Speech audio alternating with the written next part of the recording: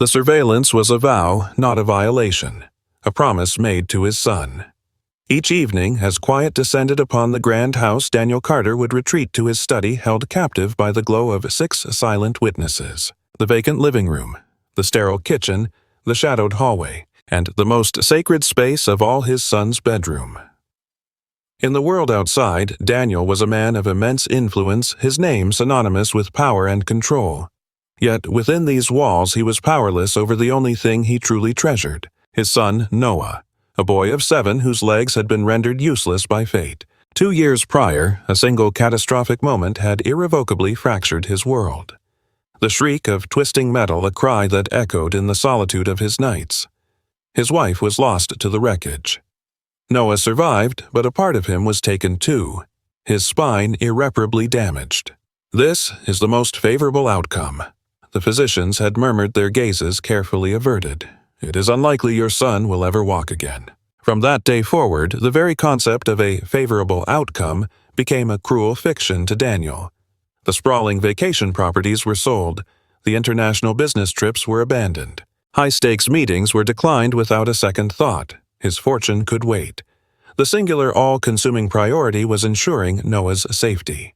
Yet this fortress of safety was built on a foundation of profound mistrust, and it came at a cost. He could no longer place his faith in anyone, and one by one the caregivers departed. One cited the overwhelming weight of responsibility. Another whispered that the house itself felt suffocating with sorrow. Some fled before the week was through. With each departure, the tendrils of Daniel's fear tightened their grip. What if the next one brought harm to Noah?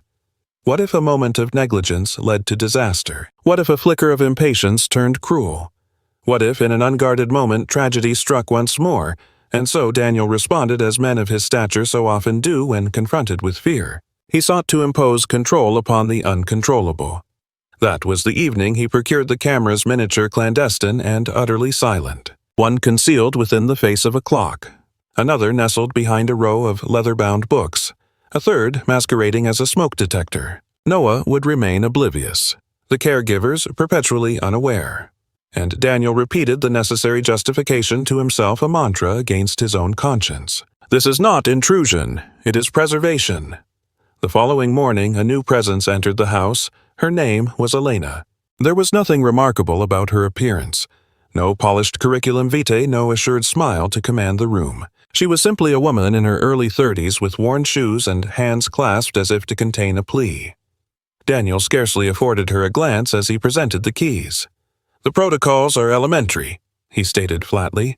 "My son's well-being is my singular focus, always." Elena gave a slow, deliberate nod. "That is perfectly understood." That evening, Daniel initiated his vigil, accessing the live feed on his phone. He observed as she methodically cleaned the kitchen and folded linens.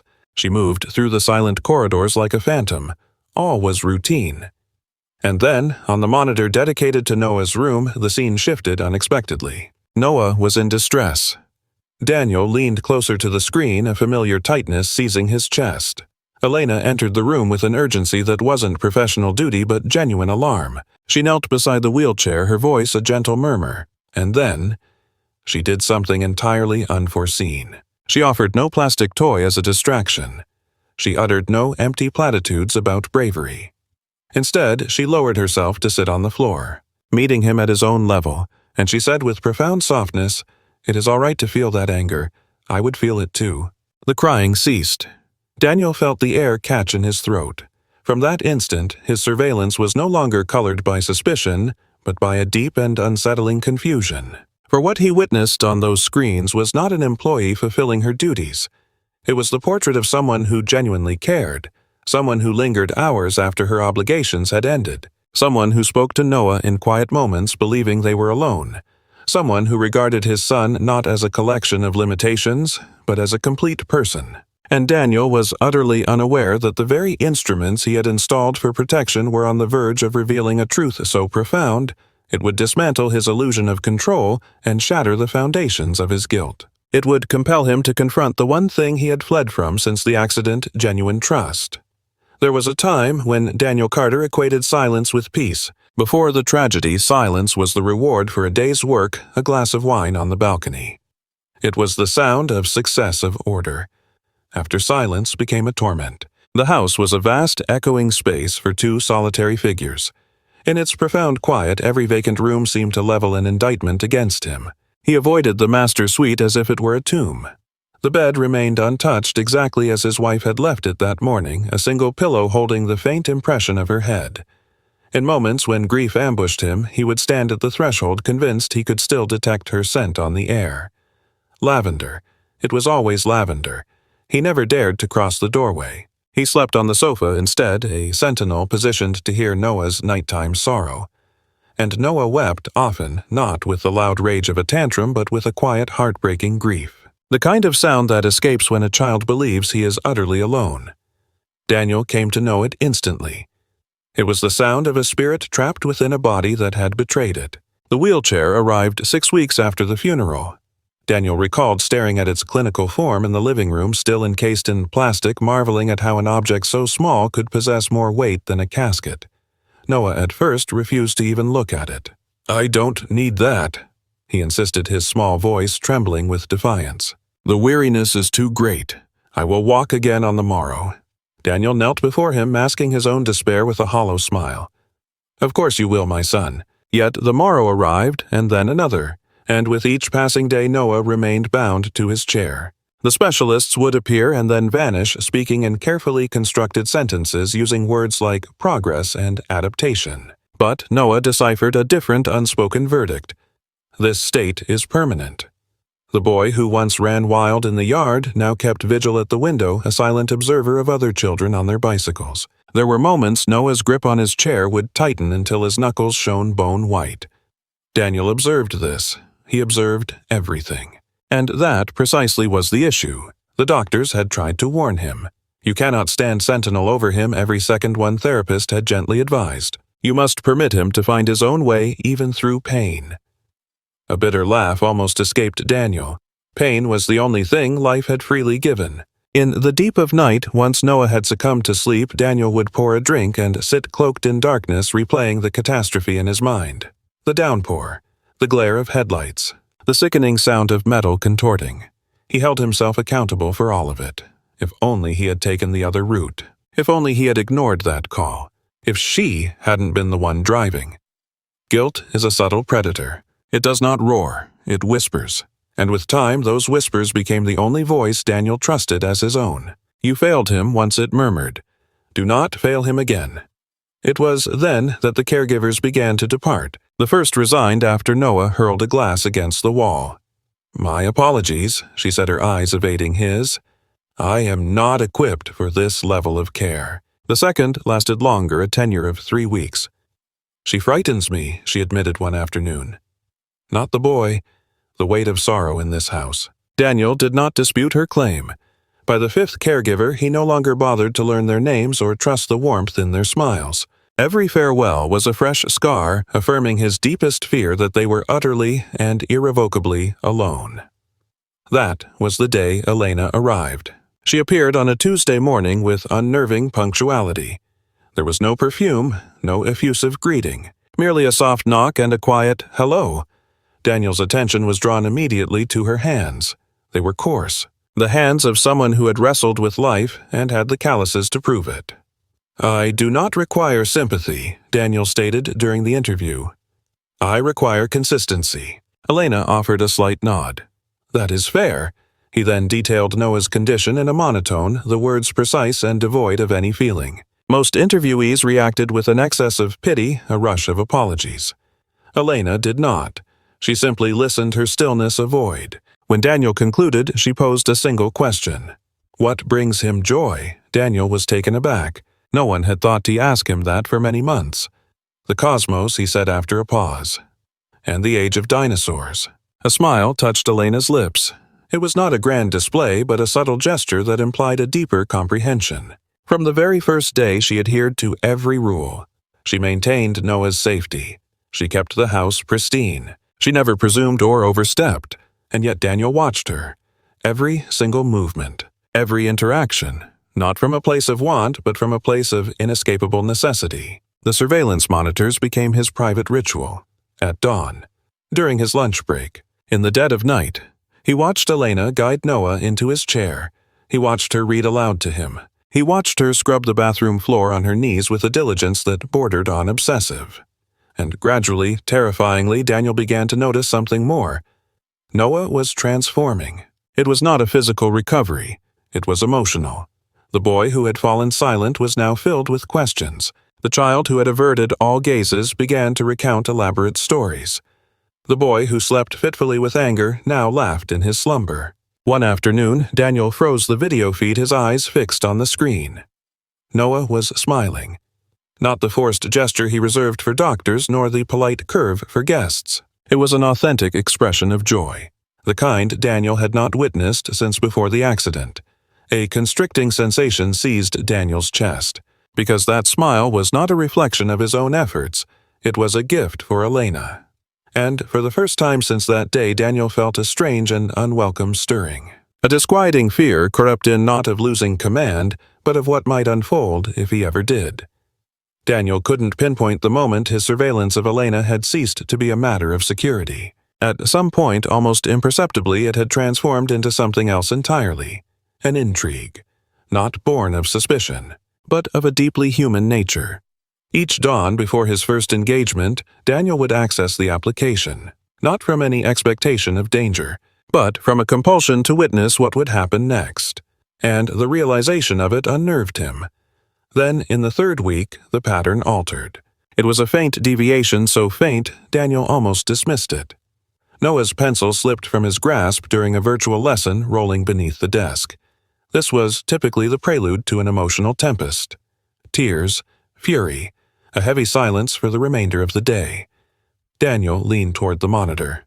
Elena showed no haste. She made no immediate move for the pencil. Instead, she lowered herself to the floor, directly in front of Noah. "You should know," she said, her voice a low murmur, "it is acceptable to feel frustrated. But let us first attempt something together." A frown creased Noah's brow. "I am unable," he replied. Elena inclined her head. "Unable. For now." That final phrase lingered in the air. For now. She nudged the pencil a fraction closer, then arrested its movement. "Show me the strength in your arms this morning." Noah wavered. Then he extended his hand. His fingertips barely grazed the wood. It rolled again. Daniel felt a knot tighten in his stomach, but Elena's expression remained placid. A faint smile touched her lips. That was closer than yesterday. Yesterday. Daniel's breath caught in his throat. Yesterday signified this was not a random act. It meant Elena's attention was methodical. She never pressed Noah. She never offered correction. She acknowledged the effort, not the achievement. Through the ensuing days, Daniel witnessed more such calculated episodes. Elena reframed everything as an intricate game. Brushing teeth was reimagined as a celestial mission. The act of dressing became armor protocol. Moving from his bed to the chair was now launch preparations, and Noah engaged with it all. Not out of obligation, but out of desire. One afternoon, Daniel observed Elena as she unfurled a soft blanket upon the living room floor. Noah appeared perplexed. "What is its purpose?" he inquired. Elena reclined beside it on the floor. "For the both of us." Noah paused. "I cannot sit there," he stated quietly. Elena gave a slow, deliberate nod. "I am aware." Then she did something unexpected. She made no move to lift Noah. There was no insistence. She lay flat upon her stomach. "Then I shall remain here," she announced. "You can tell me what you observe from up there." Noah guided his chair closer. "Your hair appears strange from this angle," he commented. Elena's laughter followed, a genuine melodic sound. Daniel froze, a sound that had been absent from the halls of his house for a very long time. Elena remained there for the better part of an hour, conversing, listening, ceding control of the dialogue to Noah, and a palpable shift occurred. Noah was not being managed. He was being truly seen. Sleep offered Daniel no refuge that night. He replayed the day's footage endlessly. He was no longer searching for flaws. He was attempting to comprehend her. What would motivate a housekeeper to do this? Why would she invest herself so completely? During the fourth week, Daniel registered the notebooks. Small, unassuming volumes. Elena kept them concealed in her bag. He saw her withdraw one during Noah's rest, her pen flying across the page. She was documenting times, movements, fluctuations in mood.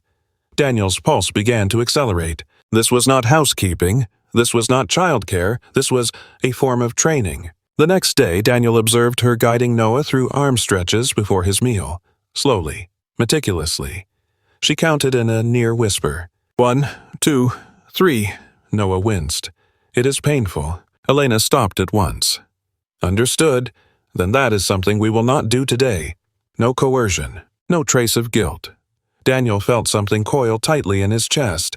The physical therapists had always insisted. The doctors had always insisted. Elena listened. Later that evening, during a video call, Daniel's business partner asked if he had examined the merger documents. His gaze remained fixed on the living room feed. "I will review them later," he murmured, oblivious to the chilling undertone of his own words. That weekend, Daniel returned to the house ahead of schedule. Unannounced, unforeseen. He entered with his usual silence, but a deviation in his path led him not to his office but to the shadows of the hallway. He remained still listening. From the living room, Elena's voice carried a gentle, calming current. "You are not required to be brave every moment, Noah." A knot formed in Daniel's chest. "You understand that, don't you?" A brief silence hung in the air. Then, Noah's small voice broke the stillness. "If I stop being brave, will Father go away?" The question struck Daniel with the force of a physical blow. He braced himself, pressing a hand flat against the cool wall. Elena's reply was delayed, and when it came it was laced with a tremor. "Your father adores you," she assured him. "But at times adults also feel afraid." Noah sniffled. "Afraid of what?"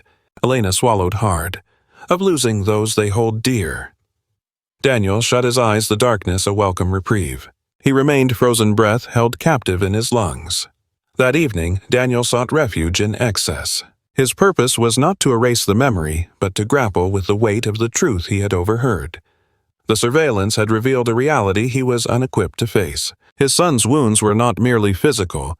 His faith in his father was shattered, and Daniel was the architect of that ruin. For fear can render a parent unseen. The following week, a pivotal event altered their course. Daniel was in his study, feigning attention to a call when his phone pulsed with a notification. An alert movement detected in Noah's room. Daniel's finger met the screen without a moment's hesitation. The wheelchair had been moved away by Elena. Noah was perched on the mattress's edge, his legs dangling lifeless. Daniel's heart hammered against his ribs. What was she attempting? Elena knelt before the boy. "Standing is not the goal," she said softly. "Simply sit." Noah's hands quivered. "I will fall. I am right here beside you." Daniel's own hands began to shake every fiber of his being, urging him to race home, to intervene. Yet he remained where he was, watching. Elena rested a hand gently upon Noah's back, not to hold him, but to support him. "Incline forward," she murmured. Noah obeyed, shifting his weight by a mere fraction. For the first time since the incident, Noah held himself upright unaided. For 2 seconds, and then 3. He then fell back against the mattress, a torrent of laughter and tears escaping him. "I did it!" he cried out. Daniel's view of the screen swam. Elena embraced Noah with a profound tightness, not as a caregiver, but as one who genuinely cared. The phone slipped from Daniel's grasp. He sank back into his chair, burying his face in his hands. And for the first time in 2 years, Daniel Carter wept. These were not silent, measured tears, but the kind of deep, convulsive sobs that rack the entire frame. For the cameras had recorded the one thing his wealth could not procure: hope. And he sensed in his very core that whatever Elena was accomplishing was merely the start. From that day forward, Daniel abandoned the pretense of not observing. Yet the secret of his surveillance remained his alone. However, a fundamental change had occurred within him. Fear's hold had weakened, and in its void something far more perilous began to grow: hope. He started arriving home sooner, canceling appointments without a second thought. He allowed his correspondence to accumulate unread. His business partners took note. "Is everything all right?" one inquired during a conference. "You seem preoccupied." Daniel simply nodded. "A personal matter, that is all." What he left unsaid was that his entire universe had contracted to the confines of 6 small screens. And to a single woman, Elena. In the 2 weeks that followed, Noah's progress was constant, not in grand leaps but in subtle, irrefutable increments. He sat for longer periods. His reach extended. His laughter came with greater ease. And with each new milestone, Elena's response was invariably the same: a conspicuous absence of applause. There was no grand acclaim, merely a soft smile and the quiet affirmation, "I always knew you would." It was then Daniel began to perceive the unseen. The subtle way Elena corrected Noah's posture before a complaint could form the careful observation of his respiration as fatigue began to set in. The manner in which she guided him to the very brink of his limits, yet never beyond them. This was not mere intuition. This was expertise. Daniel's entire career had been forged upon recognizing patterns of identifying mastery where others saw none. And at this moment, every one of his instincts was sounding an alarm. One night, long after Noah had drifted to sleep, Daniel sat in his study dissecting video footage at half its speed. Frame by deliberate frame, he watched Elena's hands move with an uncanny precision, with purpose. There was no guesswork in her movements. She was unequivocally trained. The following morning, Daniel breached a promise he had made to himself. He initiated a search for her name. Initially, the digital world offered nothing. No social presence, no discernible employment history. Only faint, scattered echoes of a past. And then he uncovered it. An archaic PDF file interred deep within an academic repository. A research paper on the subject of pediatric neuroplasticity. The third author listed Elena Morales. A sudden, violent drumming began in Daniel's chest. He clicked the link. The crest of a prestigious medical university materialized at the top of the document. Elena Morales, Doctor of Physical Therapy candidate. Daniel remained motionless, his gaze fixed upon the screen. Candidate. A status from a time gone by. He delved deeper. Conference presentations surfaced, clinical rotations, a position as a teaching assistant, and then a void. The trail simply vanished. No record of a graduation, no professional licensure to be found. Only silence remained. Why would a woman of her caliber be tending to houses? The question haunted Daniel through every moment of the day. Returning home that evening, he discovered Elena in the living room assisting Noah with his studies. A perfectly ordinary tableau, yet Daniel felt the air constrict in his lungs. "Might we speak later?" he inquired, his voice low. Elena glanced up, a flicker of surprise in her eyes at the tension she heard. Of course. That evening, after Noah was asleep, they convened at opposite ends of the kitchen table. The very atmosphere of the house had shifted, grown heavier. Daniel interlaced his fingers. "How long have you known what you're doing?" he asked. A frown creased Elena's brow. "Known what?" she returned. He slid his laptop across the polished surface. The screen illuminated her research paper, her name stark against the white. The color abandoned her face. For a long suspended moment, silence was her only response. Then, with a gentle finality, she closed the device and returned it. "You should not have searched for me," she stated. Daniel felt a knot tighten in his throat. "You are more than a housekeeper." Elena released a slow breath, a bulwark against a memory she had long suppressed. "No," she conceded, "I am not." The silence between them stretched taut and fragile. At last, she broke it. "I was on the cusp of completing my doctorate," she confessed quietly. "My specialty was pediatric spinal injuries." A constricting band tightened around Daniel's chest. "Why did you conceal this from me?" A laugh escaped Elena, devoid of any mirth. "Because when they know they no longer see you," she explained, "they see only the degree, the potential, the utility." Her gaze fell to her own hands. "My only desire was to become invisible." Daniel could only shake his head in disbelief. "Why?" he pressed. Her voice quavered. "Because the last time I attempted to save a child, I failed." She rose from her chair, her steps slow and measured as she paced the kitchen. "My younger brother," she began. "His name was Mateo." Daniel listened, paralyzed. He was 6 when a vehicle struck him. A spinal cord injury the very same level as Noah. Daniel's breath hitched. "I promised my parents I could restore him, that the therapies would succeed, that all we required was time." A sheen of tears formed in her eyes. "But I was merely a student. My knowledge was incomplete. One day, I pushed him beyond his endurance. Her pacing ceased. He fell, and he struck his head. A wave of nausea washed over Daniel. His end was not immediate, she continued, but the resulting damage, it was insurmountable. She brushed away the tears with an angry gesture. And so I walked away. I abandoned my studies, I buried my textbooks, and I vowed to never again claim the title of a professional. Daniel rose to his feet. "Elena," he began. She shook her head, silencing him. "I clean houses because there is an honesty to it, because no one asks you for miracles." Her gaze met his then, but Noah's needs were simpler than a miracle. He required patience, affection, a sanctuary. Daniel felt a sharp sting of tears behind his eyes. "You offered him more than I ever could," he whispered. Elena's tone hardened. "No. You gave him his entire world. I merely met him where he was." Daniel closed the distance between them. "Then what compels you to be here?"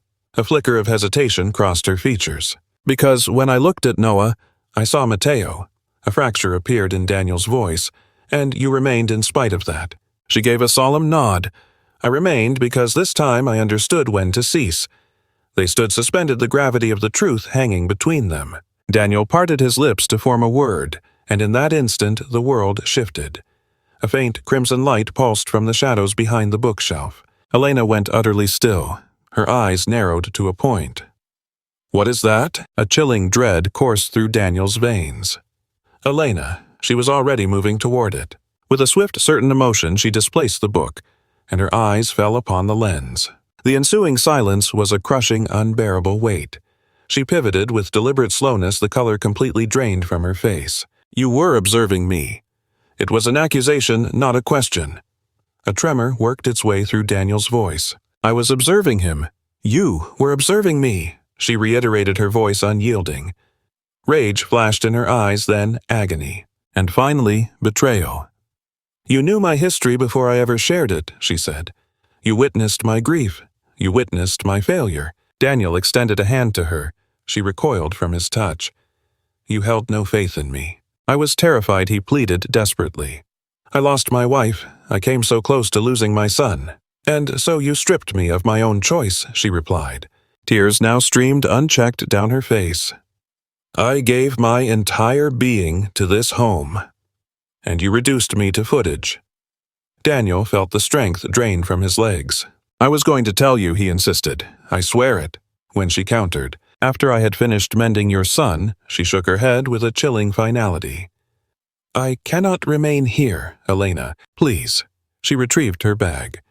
"Noah does not need a woman who is a constant reminder of fear," she said in a low voice. "And I cannot love a man who chooses observation over trust." She paused at the threshold. "I truly hope you erase them," she said, "because some moments are not meant to be replayed." And just like that, she was gone, leaving behind 6 silent observers, and one man who was only now beginning to comprehend their true price. The door latched quietly. No slam, no shouting, only the soft final click of a woman who had already voiced everything that mattered. Daniel stood frozen in the heart of the living room, his hand still suspended, reaching for something that had already ceased to exist. The very atmosphere of the house felt wrong, unnaturally still, profoundly empty. He found himself listening for the sounds he had grown accustomed to, Elena's soft humming as she worked, or Noah's quiet laughter drifting from down the hall. Nothing came, only silence. And for the first time, the silence was not peaceful. It was an assault. Daniel was motionless for an indeterminable time. Minutes, maybe an hour. Time had lost all meaning the moment Elena walked through that door. Then he registered it. A small sound piercing the stillness. A whimper. Daniel's head snapped toward Noah's room. His son was awake. He was sitting upright in bed, his gaze darting anxiously toward the doorway. "Dad," he called, his voice a fragile thread. "Where is Elena?" Daniel's throat constricted. He crossed the room to kneel by the bed, forcing a placid smile that felt like shards of glass in his chest. "She had to return home," he said. "She will be back." Noah just stared at him. Children perceive a lie not in the words themselves, but in the truth that is so keenly absent. Noah's lower lip began to tremble. She didn't say goodbye. Daniel reached out a hand. Noah flinched away. That was the first hairline crack. The next morning, Noah refused to eat. Daniel prepared breakfast with meticulous care, just as Elena always had, cutting toast into small squares, arranging the fruit perfectly, but Noah shoved the plate away. "I want Elena," he stated. Daniel swallowed hard. "She is not here at this moment." Noah crossed his arms tightly against his chest, a barrier of defiance, and then came the screams. They were not tantrums. This was not frustration, it was grief. a profound, panicked sound that ripped through Daniel's chest with the sharpness of a blade. Daniel attempted everything. He delved into the books Elena once read. He reenacted the games she had so cleverly invented. He sat upon the floor, meeting his son's gaze just as she had always done. But the enchantment was gone, for it had never been about the games. It had always been her. By the third day, a profound silence enveloped Noah. He would stare through the window for hours, a silent observer of the children playing outside. His small fingers clenched the armrests of his wheelchair until his knuckles were white. In the depths of the night he cried until sleep took him her name, a haunting whisper on his lips. Elena. Elena. Daniel lay awake on the couch, a prisoner to the sounds, his heart fracturing with each utterance. On the fourth day, the harrowing regression began. Noah ceased to sit upright. He slumped once more, his body folding inward as if attempting to vanish entirely. The progress Elena had meticulously built day by day, inch by inch, began to disintegrate. Daniel called the pediatrician. Then he called the therapist and then a child psychologist. Their verdict was unnervingly unanimous. He is experiencing separation trauma. He has formed a deep attachment. You must grant him time. Time. Daniel felt a silent scream building within him. Time was the one commodity he had so recklessly squandered. By the end of the week, the company began to take notice. Daniel was absent from meetings, deadlines were forgotten. Contracts were signed without a second glance. His assistant tapped gently on his office door one afternoon. Daniel, is everything all right? He looked up from the monitor, which displayed an old recording. Elena helping Noah stretch his arms. Elena, her laughter a soft, distant echo. Elena kneeling on the floor as if the entire world existed in that one perfect space. Daniel closed the laptop. I need to request a leave of absence, he said. She simply nodded, asking no questions. That evening, Daniel made a grave error. He watched the footage. All of it. This was not surveillance. It was a form of self-punishment. He watched Elena console Noah during moments of fear. He watched her revel in his smallest achievements. He watched her pause every single time before nudging him just a little bit further. He watched himself, a figure in the background, a shadow passing through rooms, busy, distracted, afraid, a specter haunting his own home. And then Daniel broke. He slid down the length of the wall and wept as he had not wept since the funeral. It was a loud, unbridled, desperate sound. I am so sorry, he whispered to the empty air. I didn't understand how to trust. The next morning, Daniel hired a new caregiver. Her name was Susan. She possessed experience certifications, impeccable references. Noah would not even cast his eyes upon her. When Susan tried to assist him from the bed, Noah's scream tore through the silence. Do not touch me! He kicked out violently, losing his balance and nearly tumbling from the chair. Susan stepped back, her composure shaken. I cannot do this, she said, her voice barely a whisper. The second caregiver did not last the day. The third endured for less than an hour.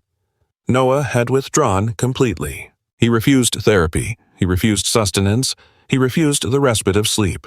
He began wetting the bed again, a regression to a stage he had overcome months prior. Daniel found him one night curled in on himself, clutching Elena's worn notebook, the one she was always writing in. How did you come by this? Daniel asked softly. Noah gave no answer. His grip on the book only tightened. On the 8th night, a nightmare took hold of him. He screamed with such intensity that Daniel rushed into the room barefoot, his heart hammering against his ribs. Noah was trembling, tears coursing down his cheeks. She left because of me, he sobbed. If I wasn't broken, she would not have gone. Daniel felt something vital inside him shatter. He gathered Noah into his arms, holding him with immense care. No, Daniel said, his own voice breaking. No, no, no. This is not your fault. But the words felt hollow, because Daniel was burdened by the truth. The fault was his and his alone. That night, after an exhausted Noah finally succumbed to sleep, Daniel stood motionless in the living room, his eyes fixed on the cameras. One after another. Deceptively small, ominously silent. Unrelenting. With a quiet resolve, he wrenched the first one from the wall. The second followed, and then the third. By the time the faint morning light filtered in, all 6 of the silent observers were gathered on the coffee table. Daniel resisted the urge to destroy them. Not yet. For now, they were to bear witness to his transgression. Upon the 10th day, a decision solidified in Daniel's mind. He would find her, not to plead for her return, but now he had to own his actions. He began where he ought to have from the very start, with the unvarnished truth. Elena had simply evaporated.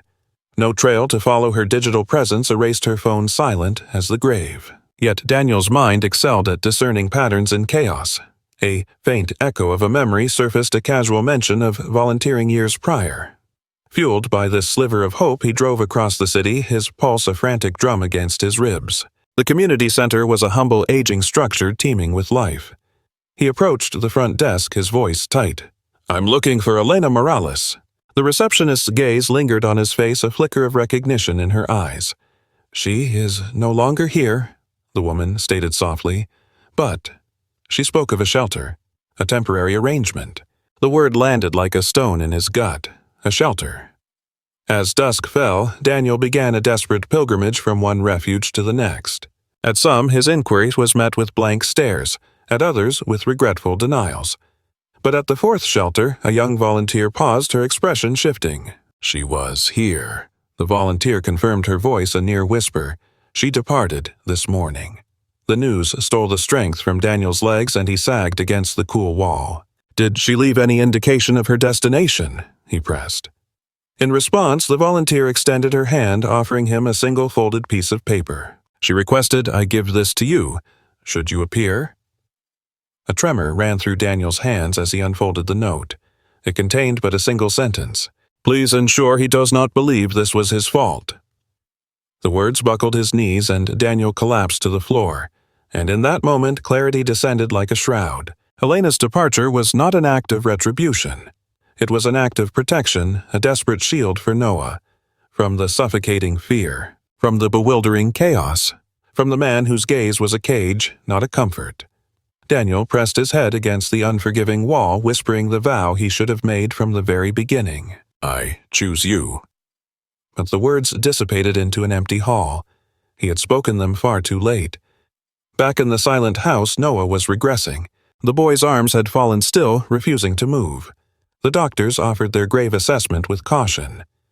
This level of emotional distress can undo any progress made. Daniel could only nod, a hollow numbness spreading through him. One evening, sleep refused to claim Noah entirely. He simply stared at the doorway, his eyes wide with a silent vigil. "She will return," the boy whispered, a fragile certainty in his voice. "She made a promise not to leave." Daniel found himself unable to form a reply. For a promise is merely a ghost of a word without the foundation of trust. And Daniel had shattered the only one that ever truly mattered. He lay down beside Noah on the floor, his hand enveloping his son's. And for the first time, he did not attempt to mend what was broken. He simply remained, present, listening, breathing in the silence, allowing the crushing gravity of his choices to settle deep within his soul. Beyond their walls, the city's pulse beat on indifferent. But within that home time itself had ceased. And Daniel Carter finally grasped the profound truth: his lenses could never capture, control, can cage a body, shielding it from harm. But a heart can only truly breathe in an atmosphere of trust. Sleep did not come for Daniel that night. He lay motionless beside Noah's bed, his gaze fixed on the thin blade of light beneath the door. Noah's small hand was a delicate weight in his own, a fragile warmth he feared might vanish. For the first time, Daniel felt not like a guardian but like a vandal who had defiled something sacred. As dawn painted the window gray, Noah succumbed to a troubled slumber. Daniel waited for the rhythm of his son's breath to steady before rising, his limbs aching, his heart an anchor in his chest. He moved to the living room where the cameras remained. 6 small, unblinking eyes arranged on the coffee table like exhibits in a trial. Daniel's gaze held them for a long time. Then he raised his phone and opened the application. For the final time, not to observe Elena, not to monitor Noah, but to witness himself.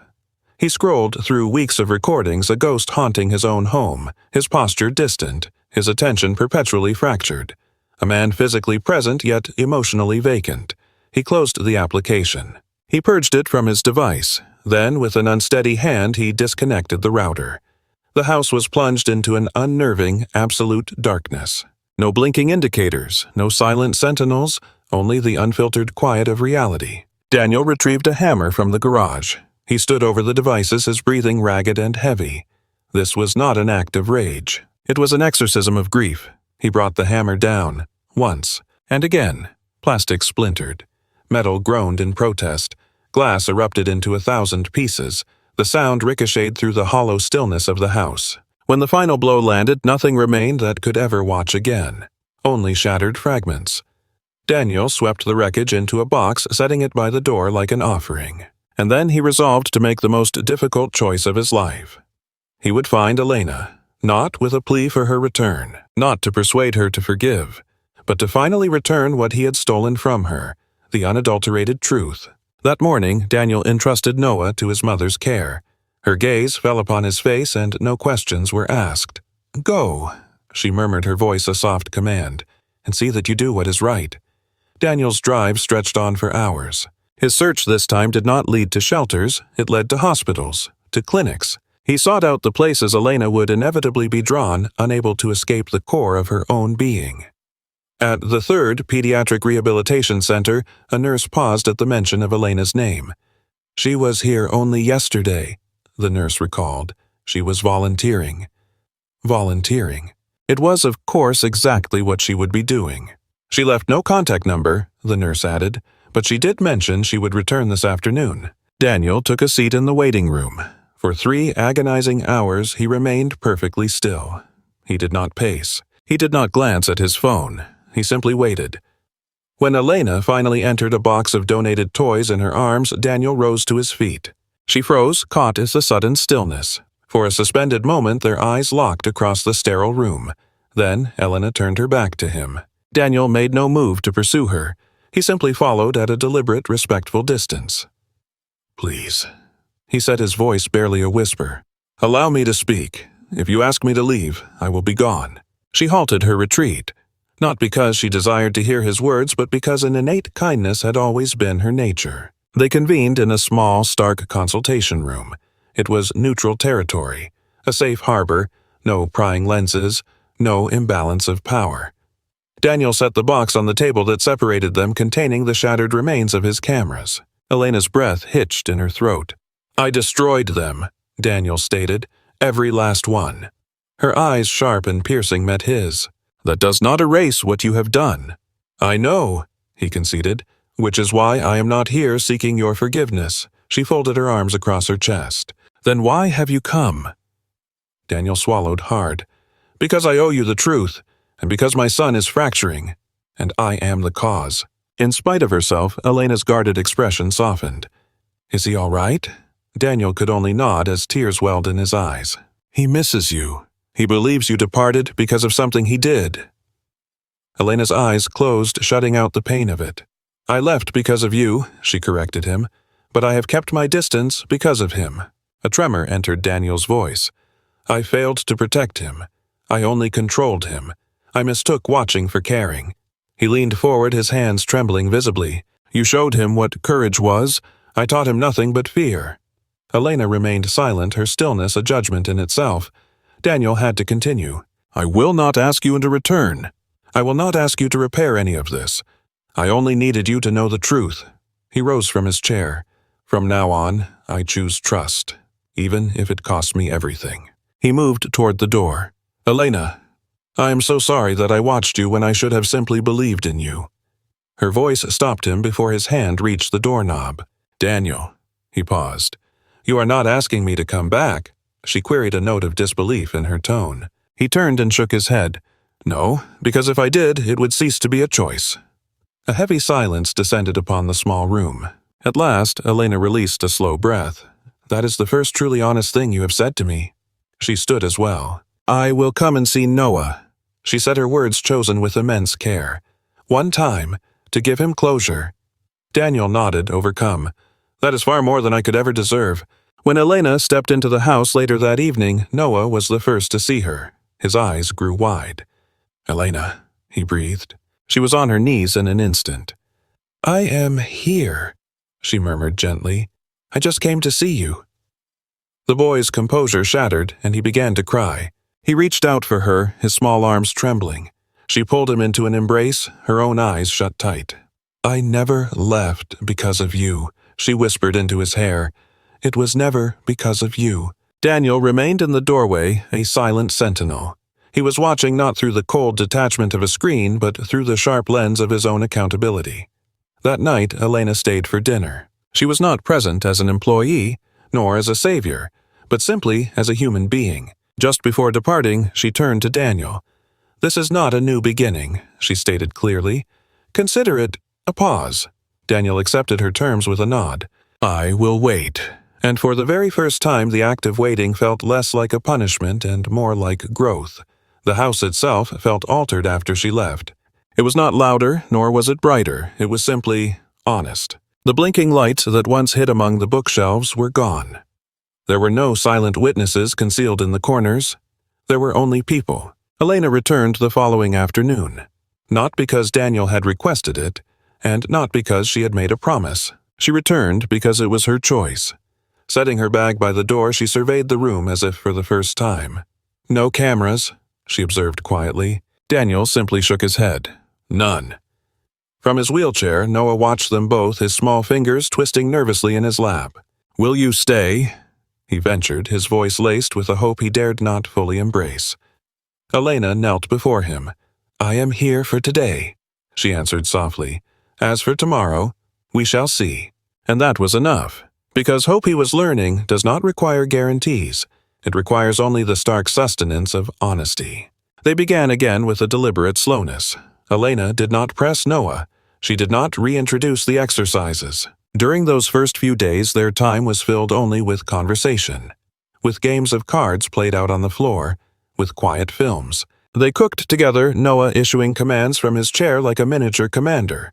Daniel kept his distance a presence but not a shadow. He learned the delicate art of stepping back. He learned how to permit silence without poisoning it with his fear. One afternoon, as sunlight pooled across the living room, Elena unfurled a familiar blanket.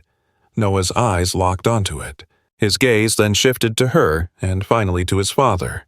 I want to try, he said, his voice steady. It felt as if Daniel's very heart had stopped. Elena displayed no haste. She offered a slow, affirming nod. All right, she murmured. We will try this together. Noah edged himself forward, a careful, measured motion until his feet met the floor.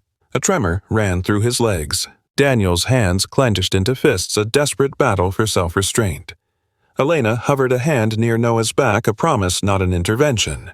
I am right here, she said, but you are the one doing this. Noah leaned into the space before him. He faltered, and then he sat. It was not a perfect posture. It did not last for long, but he was sitting. A laugh of pure surprise escaped Noah, astonished by his own body. I did it. Daniel pressed a hand to his mouth. Unbidden tears streamed down his face. Later that evening, Daniel found Elena in the kitchen at the sink. Thank you, he uttered, his voice thick. She shook her head gently. Don't direct your thanks to me, she replied. Thank him. He was the one who chose to try. The weeks began to pass. Noah's strength grew in increments. This was not the work of miracles. It was the product of unwavering consistency. It was because the grip of fear had finally begun to loosen, because the house was no longer a silent archive of every mistake. One morning, Elena produced 2 parallel bars she had acquired from the clinic. A familiar tightness seized Daniel's chest. Only if he wishes to, she stated, her tone firm. Noah nodded. I want to. They positioned the apparatus in the living room. Noah took hold of the bars, his knuckles turning white. Elena stood at his side. Daniel watched from behind his breath, held in suspense. Just stand, Elena whispered. Noah pressed down with his arms, his legs shaking with a violent intensity. For an agonizing moment, there was nothing but strain. Then slowly his knees found their lock. He was on his feet for 3 seconds, then 4, then 5. The sight brought Daniel to his knees. Noah collapsed back into the chair, gasping for air but laughing. I stood, he shouted in triumph. Elena enveloped him in a hug. You stood, she affirmed. Daniel was rendered speechless. That night, long after Noah had fallen into an exhausted, smiling sleep, Daniel sat on the floor with Elena. I don't know what this means, he confessed into the quiet. Elena held his gaze. It means you placed your trust in him, she replied, And in yourself? Daniel gave a slow nod. I trust you as well. She studied his face intently. Then do not promise me forever, she said. Promise me today. A smile touched Daniel's lips. Today I can do. On the day of Noah's 8th birthday, the living room was filled with balloons, with friends, with family, with the sound of laughter. Noah sat in his wheelchair, a birthday cake before him. Elena gracefully knelt at his side. Are you prepared? She whispered. Noah affirmed with a silent nod. His hands gripped the armrests with quiet determination. Daniel remained a watchful silhouette, offering support without contact. Noah began to press upward. With deliberate grace and immense care, he rose to his feet. A profound hush fell over the room. He ventured a single step and then a second. A tremor ran through him and he swayed, collapsing into Daniel's waiting embrace. But the fall was inconsequential, for he had taken his first steps. The silence shattered into a cascade of emotion. A symphony of applause relieved tears and joyous laughter filled the air. Elena concealed her expression, her own tears flowing without restraint. Daniel embraced his son, a tremor of profound joy running through him. You accomplished it, he murmured. No. Noah corrected his voice, quiet with pride. We accomplished it together. That evening, in the stillness after everyone departed, Daniel and Elena sat together on the couch. A serene warmth permeated the house. I cannot see what lies ahead, Elena confessed softly. Daniel's hand enveloped hers. I have no need to see, he replied. I only wish to choose trust with every new day. Her fingers tightened around his in silent agreement. That is how a family is forged. Outside the city pulsed with life, oblivious. But inside that house, something elemental had been conceived. Not perfection, not certainty, but something far more resilient. A family founded not on the illusion of control, but on the substance of belief. And for the first time since the accident, a stark truth crystallized for Daniel Carter. The greatest miracle is not always that a child walks again. It is perhaps that a parent finally learns to release their grip and love without the shadow of fear. The deepest damage we endure is seldom from what we have lost. It is from what we are terrified to trust again. Daniel had long believed that observation was protection, that absolute control was a form of love. He was convinced that fear was the necessary toll for being a vigilant father. Yet, in the end, it was not the cameras that restored his son. It was the moment he dared to stop watching, and chose instead to believe. Noah did not heal through the force of another's will. He healed because he was finally afforded the safety to try. And Elena did not alter their world with grand promises or sudden miracles. She transformed it with the quiet instruments of patience and honesty, with the silent fortitude to remain when every instinct urged flight.